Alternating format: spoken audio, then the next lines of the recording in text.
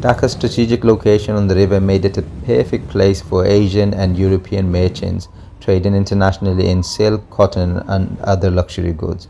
So much so, Dhaka became known as Venice of the East. The banks of the river were lined up with shops, palaces, and mansions. Some have still survived today, such as Ruplal House, an early 19th century mansion, and Ahsan Manzil. This regal pink palace was once official home to Dhaka Nawab family, the rulers of Dhaka for much of 19th and 20th centuries, who were given sovereignty over the city under British Raj. Ahsan Manzil stands on the bank of the Buriganga Nodi in Old Dhaka in south. The area was previously known as Kumartoli Mohalla of Islampur. It's few minutes walk from Sadarghat port and surrounded by Shakari Bazar area and Nawabari Pukur behind it. In this mayhem, Ahsan Manzil compound is a fenced-off, colourful palace, is an oasis of calm amid hustle and bustle of Buriganga riverfront. Its attractive south-facing open terrace opens up the Buriganga with its natural beauty and brings with it an unexpected peace and quiet.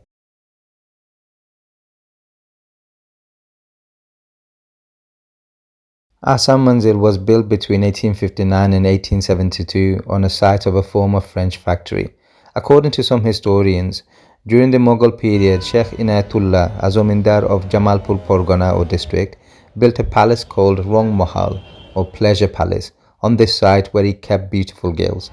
Inayatullah was killed by a Faujdar of Dhaka, a representative of Mughal emperor, who was attracted to one of these girls. Later, French traders bought the palace from Inayatullah's son Sheikh Motiullah and converted it into a trading outpost and factory. A big round-shaped tank was also situated to the northwest of Ahsan Manzil and was known as Louis Jalla in French time. Khwaja Ali Mullah bought the palace from the French in 1830, renovated it and made it his family home. The Khwajas, the forefathers of the Nawabs, came from Kashmir to East Bengal, first to Sylhet, then Dhaka in 1730s. They became the guardians of Dhaka when the Mughal administration of Dhaka ended in 1843. Khwaja Ali Mullah made his son Khwaja Abdul Ghani, the founder of the Dhaka Nawab family, the Mutawalli or the administrator of the family estate in 1846. A decade or so later, Abdul Ghani hired a British construction and engineering company called Martin and Company to create a master plan for the site. Thus, construction began in 1859 and ended 13 years later in 1872. The old building bought from the French traders were converted into residential quarters called Andar Mahal or Ladies' Court or Inner Ward, while the new building became known as Rong Mahal, Pleasure Palace, and later renamed to Ahsan Manzil. At the same time, Khwaja Abdul Ghani's political influence grew. In 1867, he became a member of the Viceroy's Council and the most influential zamindar in entire East Bengal region. He was knighted by the British and given the title of Nawab in 1875 and Nawab Bahadur in 1892. Nawab Ghani built Ahsan Manzil in 1872 as the family's official residence and zamindar office. He named the palace after his son Nawab Khwaja Ahsanullah, Ahsan Manzil, which means the abode or the house of Ahsan. The palace was to showcase their status, wealth and power. It's contained in a 5.5-acre premise. The building is 125 meters long and around 29 meters wide. It's an example of an Indo-Saracenic revival architecture, which is evident throughout the subcontinent as one of the British Raj's lasting remnants. It's a mixture of grand Western architecture with elements of Mughal design, a popular trend among affluent and aristocratic elite of Dhaka in 18th and 19th centuries. Facing the Buriganga Nodi, there was once a fountain in the garden in front of the stairs which no longer exists.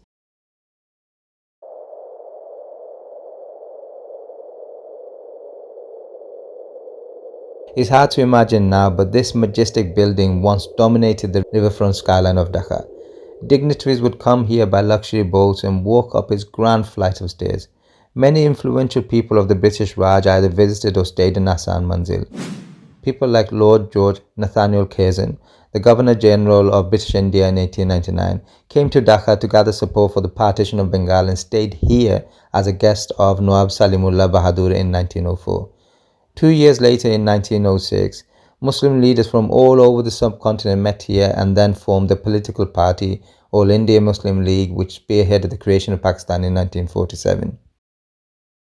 Like his father, Nawab Ahsanullah was also a very powerful and influential man.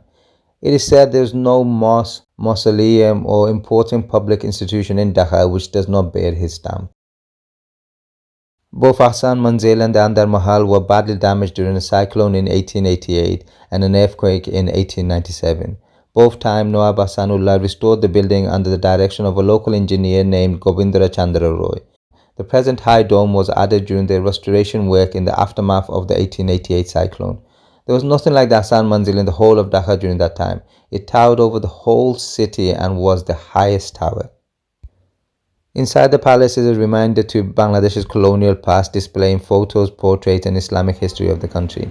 The first floor has a dining room, while upstairs the second floor has the Jalsa Ghar or Darbar Hall and Nach Ghar or the dance hall, and two large rooms known as Mehman Khana for entertaining the guest. However, there isn't much to see or do inside, which is disappointing considering it's a top attraction. You'd expect more from the place. Nevertheless, it gives an idea of lifestyles of Nawabs or Muslim rulers of the city and country. Activities took place here which were instrumental in shaping not only the then India but also other nations. The lavish expenditure by the Nawab for the welfare of the people and for political causes made them go into debt to moneylenders and traders and the British government. In 1907, Nawab Salimullah was forced to hand over the mismanaged zamindari to the courts of wards. Following his death in 1915, when his son Habibullah was placed in his position, zamindari parganas began to be lost one after another due to the debts. Family arguments and lack of resources led to the poor maintenance of the palace. In time, it became deserted. The influence and the prestige of the Nawab family declined in the 20th century, and the descendant became too poor to look after the vast property. Negligence and inactivity on the part of the authority led to lands of the Nawabs around the Assam Manzil being lost to others. So in 1952, the government of Pakistan acquired the premise, but still allowed the descendants of Nawab family and the needy local people to squat in the palace. Over time, it became a slum. Ahsan Manzil almost became extinct. Following the creation of Bangladesh in 1971, the then Prime Minister and Father of Nation, Sheikh Mujibur Rahman, ordered Dhaka Museum and Parjaton Corporation to start a program of restoration. This was advanced under the rule of President Ziaur Rahman. Considering the historical and architectural importance of the state, which witnessed many high-profile events and gatherings, in 1985 the government of Bangladesh bought Ahsan Manzil and the adjoining lands. Work began in 1986 under the supervision of the Bangladesh National Museum to convert it into a museum. Thus, Ahsan Manzil Jadughar or Ahsan Manzil Museum was officially opened by the then Prime Minister and wife of Ziaur Rahman, Begum Khaleda Zia, on 20 September 1992 and became part of the Bangladesh National Museum. In recognition of their great effort, Architects Regional Council of Asia, ArcAsia, honored the restoration project with a gold medal. Today, Ahsan Manzil is made up of the two parts. The eastern side with the dome and large outdoor steps is known as Rang Mahal or Pleasure Palace, and the western side with this residential quarter is called Andar Mahal. It's a major tourist attraction not only in Old Dhaka but whole of Bangladesh. It's one of the oldest establishments in Dhaka and associated with over 100-year history of Dhaka. Apart from its architecture, it's also famous for its bright pink color. When my cousin Tipu and I first went to Ahsan Manzil, we were super excited because he'd never been there as well before. But we saw a large queue waiting outside, so we naturally assumed people were just, getting ready to go in, and there was a queue to go in. But it turns out that everyone was trying to book online. Apparently, the government of Bangladesh has changed the system, or the Bangladesh National Museum has changed the system whereby you need to get your ticket from online, which was a bit frustrating because the online system was rubbish. It wasn't working, and on top of that, you not only had to book online, but you also had to print your ticket out and then show your ticket to the reception, which defies the purpose of booking online in the first place, right? Because if you're booking online, you should be able to just scan in or just show that on your mobile. So yeah, we were left really dejected, and then when I saw the ticket prices, it was 20 taka for the locals and I think it was over 200 taka for the foreigners, so it's 10 times more if you come from a different country, spend all that money to come and look at a beautiful landmark of Bangladesh, but for the local is, is cheap as hell. And I just don't understand that. Why do the government of Bangladesh or the tourist board do stupid thing like this?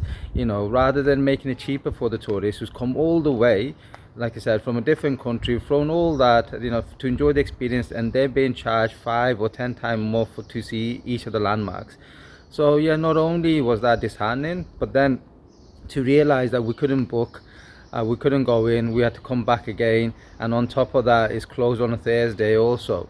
So the second time around, we had to go book online, and then, which again, like I said, sometimes worked, sometimes didn't work, and then we had to print it out, and finding a print shop in the heart of Dhaka was in itself a task, and then come and go inside. So yeah, it was a bit of a shit experience, if I'm honest with you, with regards to the entrance and whatnot. And I don't know why they do that, because they should be encouraging more people to come. And I'm sure a lot of people came from all over Bangladesh, and to see this spectacular place, and for them to be robbed because of just the ticketing system is absolutely scandalous. Yeah, and as I mentioned, it is closed on the Thursdays, and during Friday and Saturday is like Bangladesh's weekend. So Friday is the national day off, so be careful of going on a Friday, because you're going to find a lot of people. And then obviously on Saturdays it's really busy also, so if you can avoid those 2 days, especially if you don't want to see too many people. Yeah, so once we entered, we had to leave our bag within a small building near the entrance. Okay, with bag near this small entrance, small building near the entrance gate. And then because it was the COVID time as well, it was the pandemic, the time of the COVID, height of COVID, etc. We also had to wear a mask. So all in all, the place itself was stunning and beautiful, and it's great when you get in, but getting in is so difficult, and it shouldn't be. It should even be more easier. So please, government of Bangladesh and the Bangladesh National Museum, do something about it. Make it easy and accessible to everyone, and most important of all, make it cheap for everyone as well, so everyone can enjoy this amazing landmark, and something to be proud of in Bangladesh as well. Many changes were made to Ahsan Manzil over the years, so there's not much remnant of the distant past. Nevertheless, if you want a glimpse of aristocratic life in Bangladesh and the chance to escape the throbbing crowds of the city streets, visit Ahsan Manzil. It's an architectural wonder and a beautiful reminder of Dhaka's royal heritage.